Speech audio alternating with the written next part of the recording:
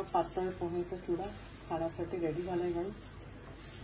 आता मस्त आपण सर्व काय कुरकुरीत लागतं, मस्त नक्की ट्राय करा guys. Okay, and please like, share and subscribe my channel guys. Thank you.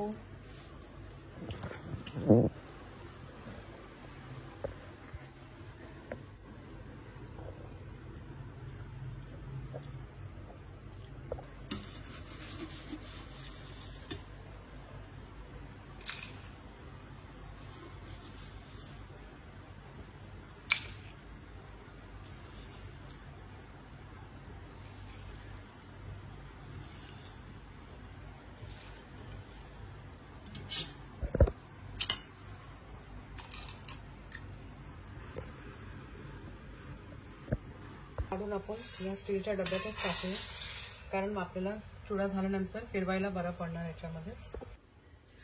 आता गाईस आपण काढून घेऊया, एकदम क्रिस्पी झाले ते पण। आता आपण काढून घेऊया। आता गाईस आपण पोह्याची चुडे करत आहे। हा पोहा पातळ पोहा घेतलाय गाईस, त्याच्यासाठी हा अर्धा किलो पोह्याचा मी करत आहे।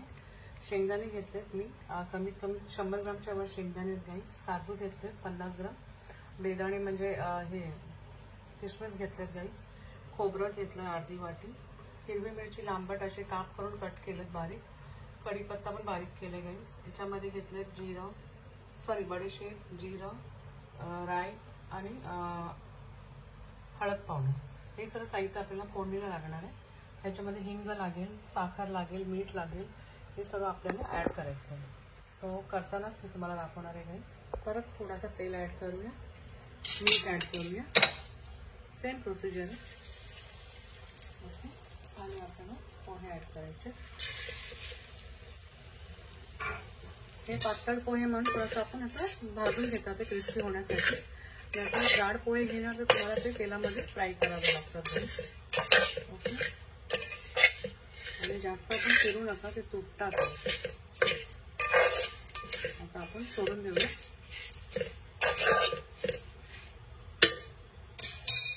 हे पहा गाईस आपले भाजून झाले। आता एकच फेरी राहिली आहे, हे पहा एक लास्ट आहे। हे झाल्यानंतर आणि आपल्या शेंगदाणे पण भाजत आले। एकदम स्लो गॅसवरती भाजायचे गाईस, म्हणजे ते आतून एकदम कुरकुरीत लागणार खाताना। आणि हे पहा चॉकलेटी कलर यायला पाहिजे आणि आतून पण थोडीशी ब्राउनिश कलर सारखी यायला पाहिजे। सो आपला शेंगदाणा म्हणजे झालं। आणि शेंगदाणा जर तुम्ही भाजून त्याच्यानंतर फ्राय केलं ना तर आणखी छान लागते गाईस, पण त्याची साल्टी तेव्हाच काढून टाकायची जेव्हा भाजून झाल्यानंतर। मग ते त्याची स्किन वगैरे काढून मग त्याला असं फ्राय करायचं।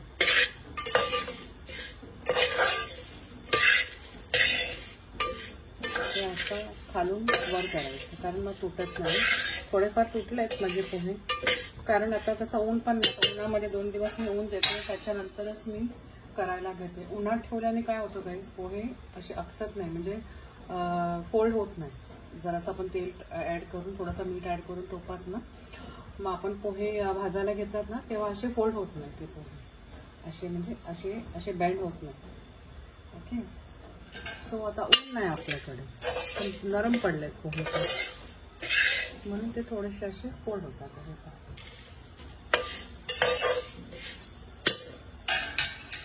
शेंगदाणे काढून घेत आहोत, हे पहा असे पुन्हा तेल चांगले काढा, मग ऍड करा या पोह्यामध्येच। मग आपण खोबरा भाजून घेऊया। पहिले आपण काजू फ्राय करून घेऊया, मग आपण खोबरे भाजून घेऊया। काजू पण एकदम स्लो गॅसवरती त्याला होऊ द्या, एकदम स्लो गॅस, एकदम छोटा बर्नर असतो।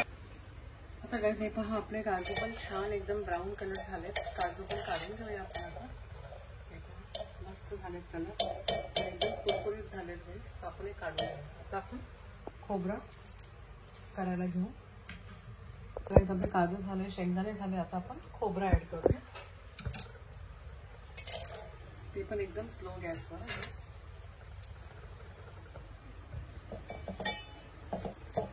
खोबरा पण एकदम थोडासा ब्राउनिश रेड कलर यायला पाहिजे, त्याच्यानंतरच आपण काढूया। खोबरा पण छान खरपूस झाला आपला खोबरा पण काढून घेऊया। ओके, एकदम छान झाले, क्रिस्पी झाले। आणि हे बाहेर काढल्यानंतर कुरकुरीत थोडंसं नरम सारखं वाटत असेल आपण बाहेर काढल्यानंतर थोडं थंड झाल्यानंतर ते एकदम कुरकुरीत होतात. आपण किशमिश ऍड करूया गाईस.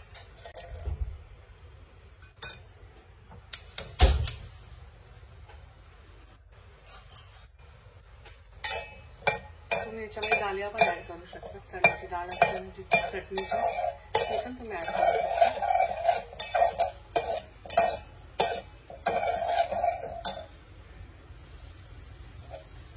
हे छान अशी फुगायला पाहिजे.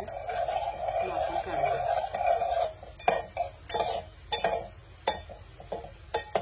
आता या स्टेजला गॅस बंद करूया.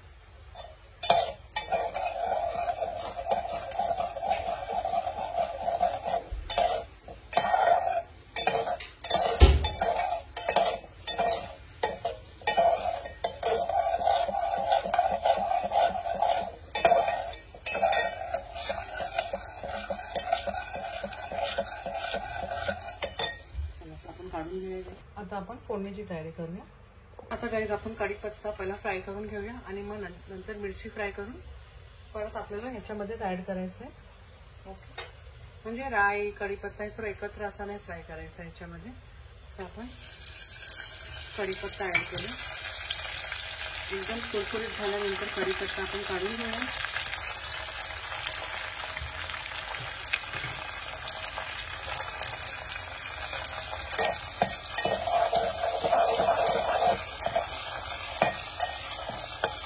एकदम छान कुरकुरीत होऊ द्या. मग आपण चुऱ्यामध्ये तर आपला चुरा नरम करतो. जर आपण व्यवस्थित फ्राय नाही केला ना तर आपला चुरा पण नरम करतो.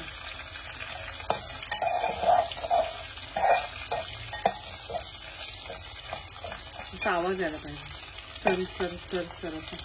मग आपण काढून घेऊया. तर आता आपण काढून घेऊया.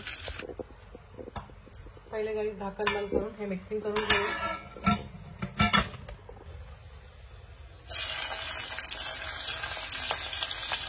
इथून छान कुरकुरीत फ्राय करून घ्यायची. आपल्याला गॅस स्लो करा. लांबच उभे राहा तुम्ही. आता उडते पण ते अंगावरच होते. हाताला बसला चटका. ती सुद्धा काढून घेऊया गाईस. एकदम छान कुरकुरीत फ्राय पाहिजे. काढून घ्या मिरची पण. तेल मी काढून घेतलं आणि टिश्यूने पूर्ण टोप पुसून घेतलेला आहे. आता हा वरवरचा फक्त तेल ऍड करायचं आपल्याला. फोडणीसाठी फक्त पाहिजे आपल्याला. आता आपण ह्याच्यामध्ये राई ऍड करूया. राई नंतर जिरा ऍड करूया.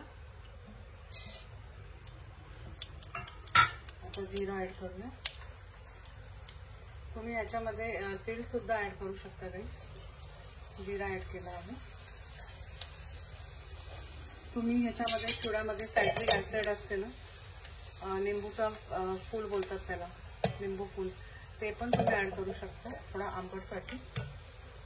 सो मी आता सिंपलच होणार आहे, पण छान लागतो असं पण खायला काही. आता आपण याच्यामध्ये ऍड करूया बडीशेप.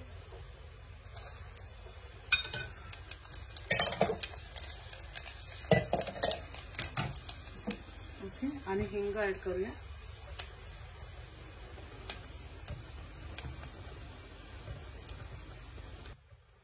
हिंग ऍड करते गाईस. बस आता आपण हळद पावडर ऍड करूया. आता छान पैकी त्याला मिक्सिंग करून घेऊया.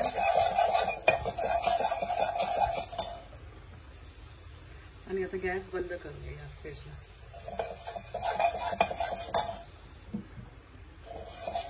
गॅस बंद करून घेतला. थोडासा थंड होऊ द्या. मग आपण चुऱ्यामध्ये ऍड करूया. पहिले गाईस झाकण बंद करून हे मिक्सिंग करून घेऊया. ह्याच्यामध्ये ऍड करूया गाईस. थोडा थोडा करून ऍड करायचं आपल्याला. तर थोडा ऍड करते आणि मिक्सिंग करते. लागेल तर आपण परत ऍड करूया. करून बघूया गाईस. आपली फोडणीचं प्रमाण एकदम परफेक्ट होतं. सर्व ऍड करूया आणि हे मिक्सिंग झाल्यानंतर मग आपण पिठी साखर ऍड करूया. आता गाईस आपण पिठी साखर ऍड करत आहे.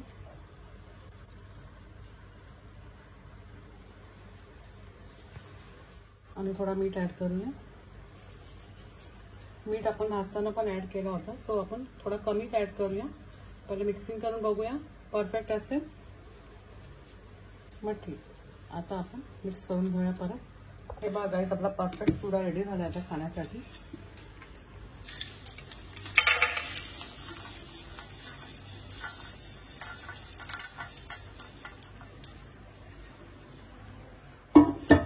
पहा, आपला पातळ पोहेचा चुडा खाण्यासाठी रेडी झालाय गाईस. आता मस्त आपण सर्व काय कुरकुरीत लागतो, मस्त.